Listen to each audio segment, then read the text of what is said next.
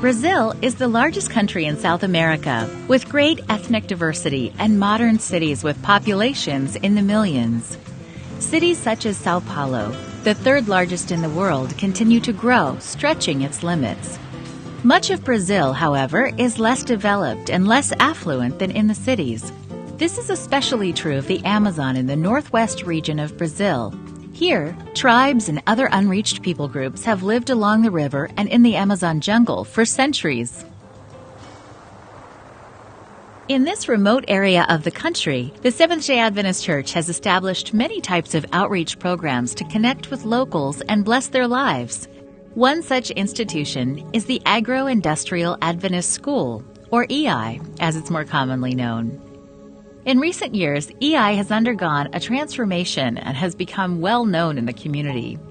Only students willing to abide by the school's strong Adventist values, including spiritual, lifestyle, social, and academic standards, are accepted.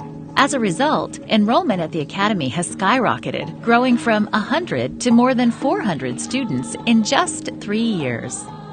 Hubert studies at EI. Thanks to this school, his life turned 180 degrees. Hubert faced some serious challenges and nearly had to leave EI because of his poor behavior. We'd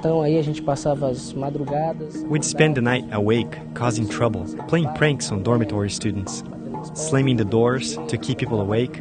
We'd turn over trash cans and give the dean a hard time. At school, I used to cheat. I didn't like studying at all.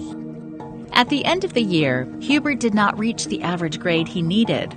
But as the academic committee looked over deficient students, they voted to give him a chance. And the school leadership pleaded with him to accept Jesus so his life would be turned around. The school board was separating the wheat from the tares, and I was a tare. But thanks to God, I passed as wheat. I remember that at the time, I decided to pray and ask God that if I passed, I would turn around and give Him my life.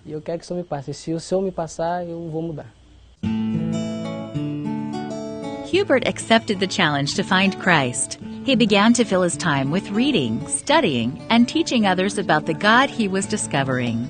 He repaired mistakes he made and helped others overcome challenges similar to the ones he once faced. Today, Hubert takes active part in meeting the needs of 7 church plants. These churches have been started by EI students over the years. On Sabbaths, the students split up and travel to different villages where they have a chance to sing, preach, and encourage others with their faith. The local villagers appreciate this ministry very much.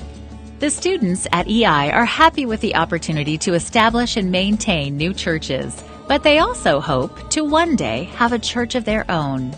Currently, they worship in a hall used for school activities, but their hearts long for a church sanctuary set aside for time with God and where they can invite friends from the community. This quarter, your 13th Sabbath offering will help build a chapel for the avid church planters in EI. Please pray for this new building and for the many mission activities undertaken at this Adventist school. Thank you for supporting mission offerings and projects like EI's church.